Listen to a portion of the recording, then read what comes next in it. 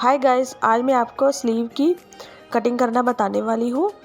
इससे कि आप एक बार में ही इसका फर्मा तैयार कर लेंगे और आपको बार बार स्लीव को शेप देने में कोई दिक्कत नहीं आएगी।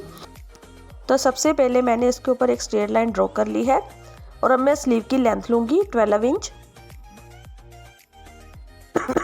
और फिर इस निशान को सीधा कर देना है।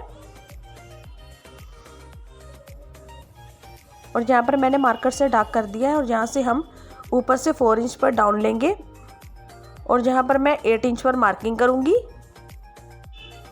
और इस फर्मे को आप संभाल कर रख सकते हैं। जब भी आपको स्लीव कटिंग करनी होगी बस इसको इसके ऊपर रखना है कपड़े के और फिर इसके अकॉर्डिंग ही कटिंग कर देनी है।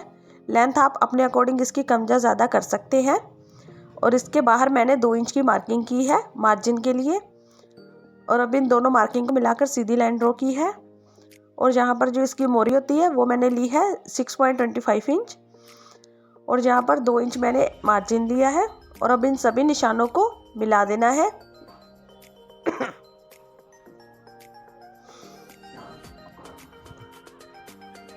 और यहाँ पर इस तरह से एक लाइन ड्रॉ करनी है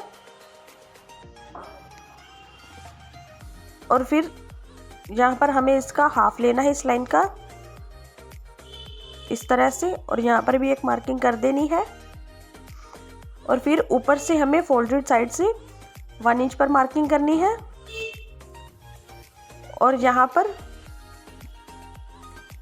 0.25 पर भी मार्किंग करनी है जहाँ पर हमने सेंटर लिया है। यहाँ पर मैं सेंटर को डार्क कर दूंगी और फिर अंदर के साइड पे हमें 2 इंच पर मार्किंग करनी है। और अब इन्हीं सभी मार्किंग को मिलाते जाना है।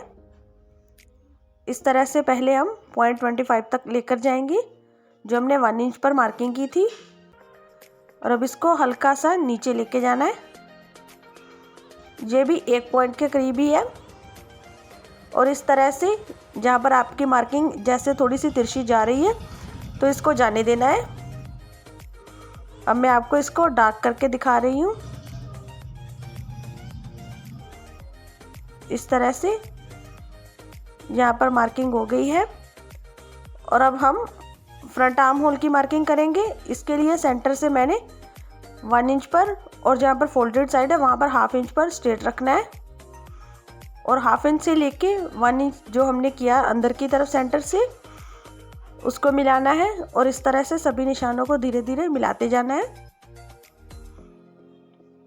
यहाँ पर मैं आपको एक बार फिर से डार्क करके दिखा रही हूँ।